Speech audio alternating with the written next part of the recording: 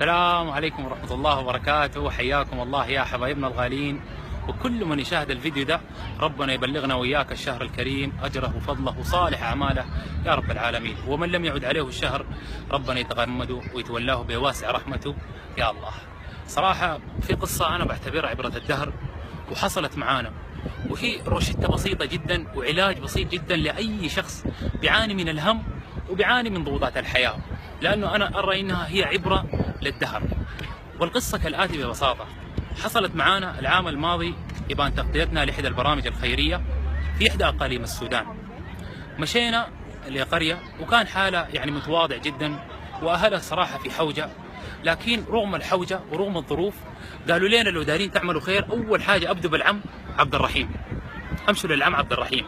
استغربنا انه اثروا العم عبد الرحيم على نفسهم، وقلنا اكيد هو العمده بتاع القريه او شخص قدم لهم المعونه ويعين امرهم، لكن استغربنا انه عم عبد الرحيم هو اكثر شخص حوجه واكثر شخص فقير فيهم، وما في فقير في الدنيا.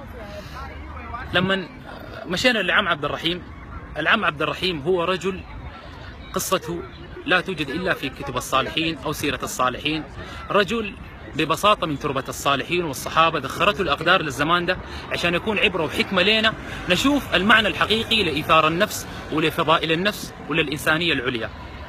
مشينا لعم عبد الرحيم. العم عبد الرحيم رجل لا يملك إلا غرفة واحدة فيها 4، هو وزوجته و3 من ولاده، كلهم بيقعدوا في الغرفة دي، يعني عددهم كلهم الموجودين 6. الغرفة بسيطة جدا قاسمينها بينهم، هو وزوجته في حتة وولاده في حتة، ده فقط ما يملكوه. عدا ذلك لا يوجد أي شيء سوى سور بحاوط الغرفة دي. بيمتلك نعجة واحدة فقط نعجة واحدة اللي هي غنماية. يوميا بيحلب الغنماية دي الصباح، بيدي اللبن لولاده ويسقي ولاده هو وزوجته، وفي بعض الأيام لا يجد أي شيء سوى إنه يعمل لولاده مسابقة منو يشرب موية أكثر، مسابقة في شرب الماء، منو يشرب مويه اكثر عشان يملى بطون ولاده.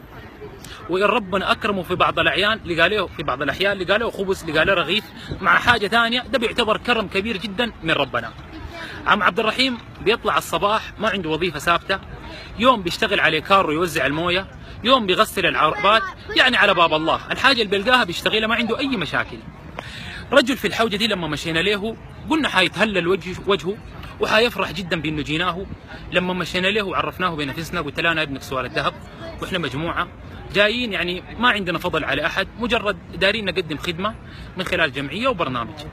قام العم عبد الرحيم قال لي لو ده تعمل خير يا ولدي تعال انا بوريك مكان الخير وموطن الخير. انا ربنا الحمد لله ساتره معاي، وربنا يعني ما قادر اشكره من كثره نعمته، من كثرة نعمه وكرمه ما قادر أشكره. فقال لي تعال عندي جاري يا أخي محتاج وفي أشد الحوجة، والله أعمل فيه خير ما لاقين نعالجه ولا لاقين يعني طريقة نعالجه بها، ومألمنا جدا. لما مشينا فعلا لقينا جاره الله يواليه بالصحة والعافية والحمد لله بصحه الآن، عنده مبادئ بتاع فشل كلوي. فالعم عبد الرحيم لما خلاص قلنا خلاص حنعينه وغيره، والله يتهلل وشه وبكى من الفرحة، بك من الفرحة، لأنه دي الإنسانية العليا الموجودة في داخله. القصة تبدأ من هنا.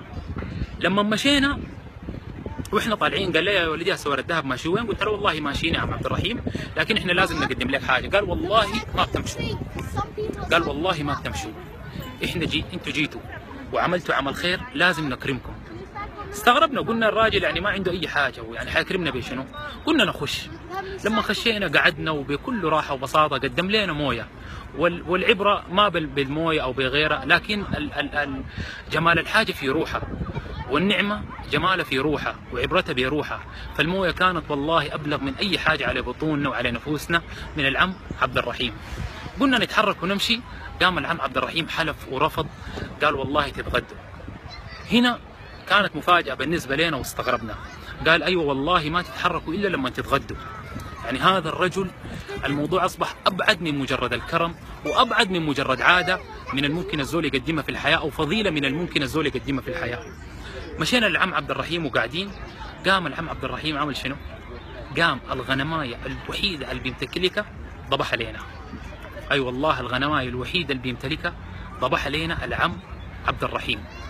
فاستغربنا، وللأمانة الكثير من الشباب يعني أدمعوا للموقف ده، قلنا له يا عم عبد الرحيم يا اخي انت في حوجه. قال منو قال لك؟ الشخص اللي قال له انت في حوجه قال لي انا ما محتاج، انت المحتاج. قال لي انت عمرك كم؟ سال المعاي قال له انا عمري 61. عم عبد الرحيم قال لي انا عمري 51 عمري 58.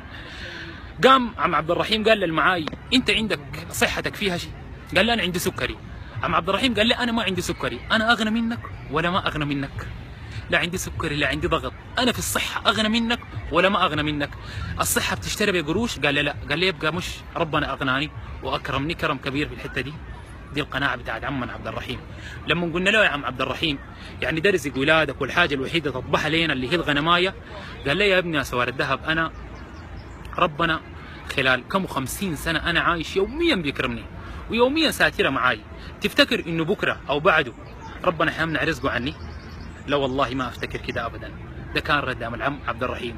وقال لا يعني شنو بكره وبعده لو ما اكلنا او لو لقينا اي حاجه مشينا بها حالنا، هل ننسى الكم 50 سنه من فضل ربنا سبحانه وتعالى؟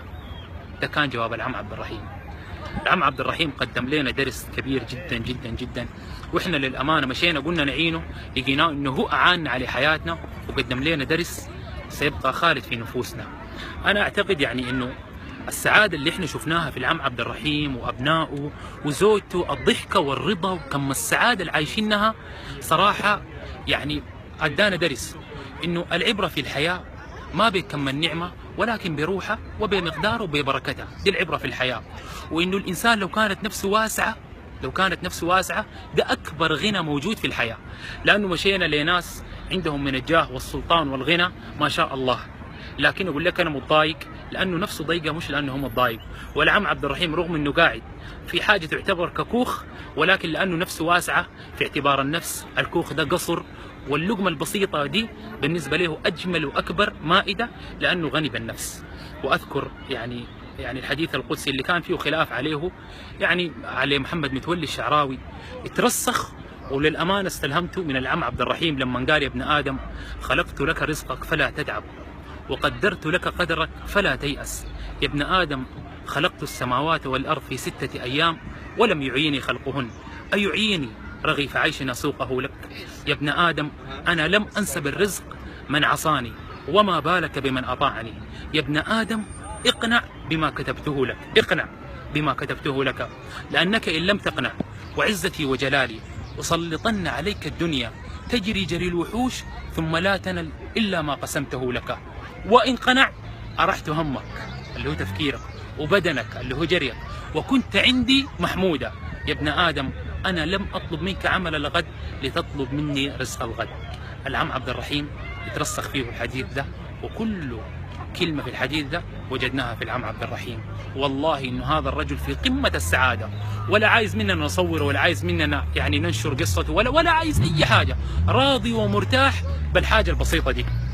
دي قصة بسيطة أنا قلتها لأي شخص، وأتمنى تكون أو تترسخ في عقل أي إنسان ونفس أي إنسان ويعتبر بها، لأنه فيها راحة كبيرة. وتذكر إنه وظيفتك اللي أنت فيها ملايين يتمنوها، راتبك اللي أنت بتاخده ملايين من بيتمنوه، والأهم من ذلك صحتك اللي أنت فيها ملايين الملايين، وحتى اللي عندهم الملايين بيتمنوها.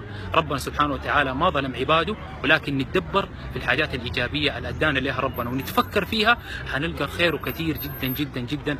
وهي دعوة دائما للتفاؤل والقناعة، وبإذن الله تعالى ربنا يرزقنا وإياكم قناعة وراحة وقيمة العم عبد الرحيم وغنى العم عبد الرحيم. قول آمين. ربنا يتقبل منكم صيامكم وطاعته، وما تنسونا من دعواتكم. السلام عليكم ورحمة الله وبركاته.